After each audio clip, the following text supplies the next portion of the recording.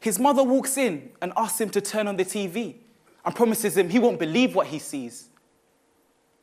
So he reluctantly picks up the remote and hits the on button. He can't believe the pictures that are on his TV screen.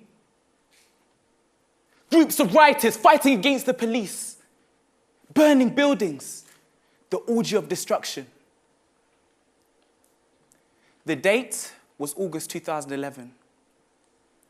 The scene was the Croydon riots. And that boy was me.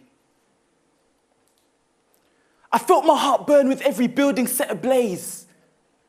I was angry, not because of what they did, but because they were destroying our heritage, our identity, our hometown.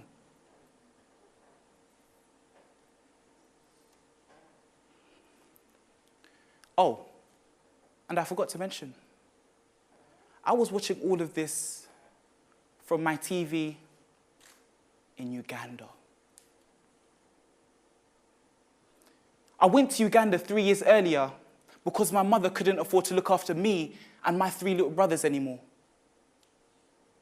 In Uganda, I learned 3 things. There are 3 things that fascinated me when I was in Uganda. 1, boda, boda. No, that's not a magic and African spell. Let me just reassure you. No one called 999. Okay. Boda boda is a motorcycle used for commercial purposes. It's a common means of transport in Uganda. I remember the first time I got on a boda boda. I called the man. Come here. Wait. Sat down, held on tight, and the first words I said, go slow. You never guess what he did. Boom! He took off at top speed. I remember rocks going past me. People, books. But that is when I learned to trust people. I learned that as a young person, you need to take risks. 2, the perception of the West. In Uganda, all my friends were trying to be British. All my friends were trying to be American. No one was actually being themselves. It got to the point where people used to laugh at you if you spoke your native tongue. This was the first time I actually challenged something, and I used to tell them, why are you trying to act American? But that was what was cool at the time. 3, sense of community. I remember visiting my grandmother's house, and there were little kids everywhere. So many little kids. And I asked her, Grandma, who are these kids? Who are they? And she said, those are the neighbor's kids. And I said, but you're looking after them like they're your kids. What do you mean those are the neighbors? She said, we have a responsibility to look after a community, the same way we have the responsibility to look after our families. When I came back from Uganda, I had this burning desire to change the perception of young people in Croydon. I believe one of the reasons the riots kicked off was because young people felt that they didn't have a voice. Many times, we as young people, we face barriers that stop us from pursuing what we're passionate about. It could be the media, our friends, our family. I remember when I told my dad I want to play an active role in making a change in my community. And he said that might put my life in danger. Have you ever wanted to speak up about something that you care about and thought that there was no point because nothing will change? Put your hands up if that's happened to you before. Okay. Have you ever told someone that you want to change your situation and they say, oh, so you want to change the world?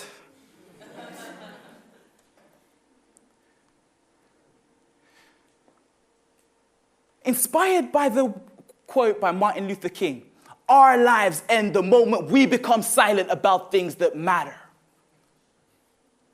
My American accent is still working on that. I started to make podcasts and speak about the issues that I felt affected young people. But I didn't feel I was getting anywhere. I remember this day like it was yesterday. I walked into the common room and I saw a man sitting there. And he said to me, "You can change the world." I had to look around. He wasn't talking to me. That wasn't me. He looked at me again and he said, "You can change the world." He encouraged me to join Citizens UK, an organization that empowers people to make a change on the things that affect them and actually act and make a difference. An organization that will empower me to act on the issues that affect me. At first, I was a bit skeptical, so I said, not sure. But then he said, "Relax. We're not the Illuminati." So I joined. That wasn't meant to be funny. Being part of Citizens UK has helped to develop me into a leader. Sitting down with people one-to-one and hearing how their stories have shaped who they are has made me feel that I'm in a better position to make a change. Earlier this year, we managed to get the leader of the council to commit to giving work experience placements to young people in Croydon. Do you know how empowering that feels? From all my experiences, I've learned that you can act on the issues that affect you, and you don't have to act alone. What change do you want to see, either in yourself or in your community? Find a group of like-minded people and make a change together. And if none exist, create one. Just make sure it's not the Illuminati. There's a saying in my language, "Agalia wamu, gegaloma enyama." What that means is that when your teeth are together, you're able to bite a piece of meat. Remember what TEAM stands for. Together, everyone achieves more. Thank you.